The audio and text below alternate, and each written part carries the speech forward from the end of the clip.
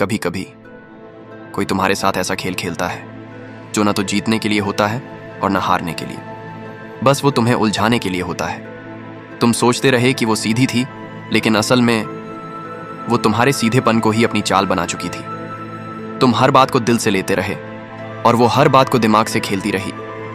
तुमने सोचा था वो भी तुम्हें महसूस करती होगी, लेकिन उसे तो बस ये देखना था कि तुम्हें कितना कंट्रोल किया जा सकता है। और यही माइंड गेम का असली सच है, जब वो लड़की तुम्हारे प्यार को तुम्हारी कमजोरी समझने लगती है। अगर तुम्हारे साथ भी कभी ऐसा कुछ हुआ है, अगर तुमने भी कभी किसी को खुद से ऊपर रखा है और फिर खुद को खो दिया है, तो ये वीडियो तुम्हारे लिए है। नीचे कमेंट करो अब और नहीं, अगर तुम वाकई अब उसके गेम से बाहर निकलना चाहते हो। शुरुआत में वो तुम्हें इतना अपना बना लेती है कि तुम सोचने लगते हो शायद ये वही है जिससे मैं सब कुछ शेयर कर सकता हूँ। वो हर दिन हर बात में तुम्हारे करीब आती है, तुम्हारी आदतों को जानती है, तुम्हारी पसंद नापसंद में खुद को घोल देती है। तुम सोचते हो ये लड़की तो बाकियों से अलग है, लेकिन यहीं पर तुम फंस चुके होते हो, क्योंकि उसका असली मकसद ये नहीं होता कि वो तुम्हारे साथ जिंदगी बिताए। उसका मकसद सिर्फ इतना होता है कि तुम्हें इस कदर इमोशनली डिपेंडेंट बना दे कि जब वो पीछे हटे तो तुम खुद को खो दो। तुम रोज उसकी बातों में जीते हो, वो रोज तुम्हें थोड़ा और अपने हिसाब से मोल्ड करती है, और फिर एक दिन अचानक वो कोल्ड हो जाती है। तुम पूछते हो क्या हुआ? वो कहती है कुछ नहीं। तुम समझते नहीं, लेकिन महसूस सब कुछ करते हो।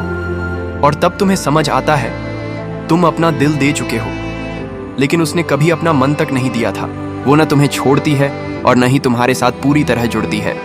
वो हर बार जब तुम आगे बढ़ने लगते हो, तब वो अचानक से एक हाय लिखकर तुम्हारी पूरी प्रगति जला देती है। वो कभी तुम्हारा नाम लेकर याद नहीं करती, लेकिन जब तुम उसे भूलने लगते हो तो एक इमोजी भेजकर तुम्हारा सारा मेंटल बैलेंस तोड़ देती है। ये कोई प्यार नहीं होता, ये माइंड कंट्रोल होता है। वो चाहती है कि तुम हमेशा उसके ऑर्बिट में रहो, लेकिन खुद वो कभी ग्रेविटी में नहीं आती। तुम जब कुछ पूछो, वो कहती है तुम मुझ पर भरोसा नहीं करते, लेकिन जब वो कुछ पूछे तो तुम्हारे हर जवाब में वो छिपा इरादा ढूंढने लगती है। वो चाहती है कि तुम सब बताओ, लेकिन खुद के जख्म तक तुम्हें छूने नहीं देती। तुमने सच कहा तो भी शक, तुम चुप रहे तो भी शक। असल में ये शक नहीं है, ये पावर प्ले है। वो चाहती है कि तुम हमेशा गिल्टी फील करो, ताकि उसके गेम्स के खिलाफ कभी खड़े ना हो सको। तुमने केयर की तो कहा तुम जरूरत से ज्यादा सोचते हो। तुमने कंसर्न दिखाया तो कहा तुम पॉजिटिव हो, लेकिन असल में वो तुम्हारी भलमनसाहत को एक वीकनेस समझती है। उसके पास तुम्हारे जैसे कई अच्छे लड़कों की कहानी होती है जिनसे वो बात नहीं करती, लेकिन उन्हें पूरी तरह फ्री भी नहीं छोड़ती। तुम्हारे मैसेज का रिप्लाई नहीं करती, लेकिन लास्ट सीन तुम्हारे सामने ओपन रखती है। क्यों? ताकि तुम तड़पो, और जब तुम टूटो तो वो कह सके मैंने कुछ किया ही कहा था। वो कभी कैजुअली कहती है मेरा एक दोस्त है जो मुझे बहुत अच्छे से समझता है, या तुम्हारे जैसे लड़के बहुत होते हैं मेरे आसपास। तुम सुनते हो, मुस्कराते हो, लेकिन भीतर कुछ चटकता है। तुम चुप रहो तो कमजोर, तुम रिएक्ट करो तो इनसिक्योर। असल में वो जानती है कि हर कंपैरिजन तुम्हारे अंदर एक खामोश कंपटीशन पैदा करता है, और जब तुम उस कंपटीशन में हारते हो तो वो कहती है तुम मैच्योर नहीं हो। कभी कभी वो 2 दिन गायब रहती है, फिर आती है और कहती है मैं थोड़ा बिजी थी, तुमने अननेसेसरीली रिएक्ट किया। वो अपनी हर गलती को तुम्हारी सेंसिटिविटी बना देती है। तुमने पूछा क्यों नहीं रिप्लाई किया, तो वो कहती है तुम हमेशा लड़ाई क्यों करते हो, और फिर तुम माफी मांगते हो। सोचो भाई, तुम तकलीफ में थे, गलती उसकी थी, पर माफी तुमने मांगी। क्यों? क्योंकि वो ये खेल बहुत अच्छे से जानती है। जब तुम पूरी तरह खुद को खींचकर उससे अलग करने लगते हो, तब अचानक उसका मैसेज आता है मैं तुम्हें मिस कर रही थी। तुम्हारे अंदर जो बचा खुचा हौसला होता है वो उस एक लाइन में घुलकर खत्म हो जाता है। तुम फिर से वैसे ही बिहेव करने लगते हो जैसे कुछ हुआ ही नहीं, और यही उसका आखिरी माइंड गेम है। वो तुम्हें कभी पूरी तरह से हारने नहीं देती। वो चाहती है कि तुम बार बार उसी खेल में लौटो जहां हार सिर्फ तुम्हारी होती है और जीत सिर्फ उसकी मुस्कान। तुमने जब पूछ लिया क्या तुम सच में मुझसे जुड़ी हो, तो उसने कहा तुम इतने नेगेटिव क्यों हो। तुमने जब जानना चाहा क्या मैं तुम्हारे लिए बस एक ऑप्शन हूं, तो उसने कहा तुम्हारे दिमाग में बहुत बातें चलती हैं।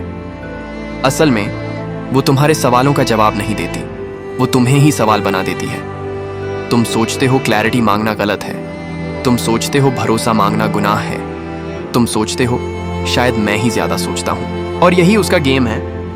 वो तुम्हारी बात को उल्टा तुम्हारे खिलाफ मोड़ देती है ताकि तुम धीरे धीरे खुद पर ही शक करने लगो।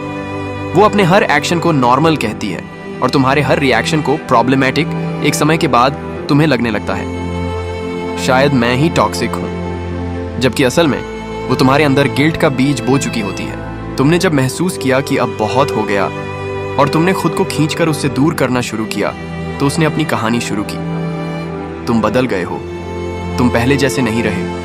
मैंने तुमसे सच्चा प्यार किया था और तुम जो अब तक खुद को दोषी मानते आए थे फिर से उसके आंसुओं में बहने लगते हो। लेकिन भाई, यही उसका लास्ट ट्रैप होता है, क्योंकि माइंड गेम्स का सबसे खतरनाक लेवल तब आता है जब खिलाड़ी खुद को पीड़ित बना ले। तुम्हारे अंदर जो बची खुची ताकत थी वो अब गिल्ट और सिंपैथी में टूटने लगती है और तुम फिर से वहीं लौट आते हो जहां तुम्हें कभी होना ही नहीं चाहिए था। भाई, ये वीडियो तुमने अब तक देखा, इसका मतलब ये माइंड गेम्स तुम्हारे दिल को भी छू गए हैं। अब वक्त है खुद से ये सवाल करने का, क्या तुम वाकई ऐसे गेम्स का हिस्सा बने रहना चाहते हो, या अब तुम अपना दिमाग, अपना सम्मान और अपनी शांति लौटाना चाहते हो? अगर हाँ तो कमेंट करो। अब मैं खेल नहीं, खुद को जीतूंगा, क्योंकि ये वीडियो सिर्फ तुम्हारी कहानी नहीं थी, ये हर उस लड़के की कहानी थी जिसने दिल से प्यार किया और बदले में माइंड गेम्स पाए।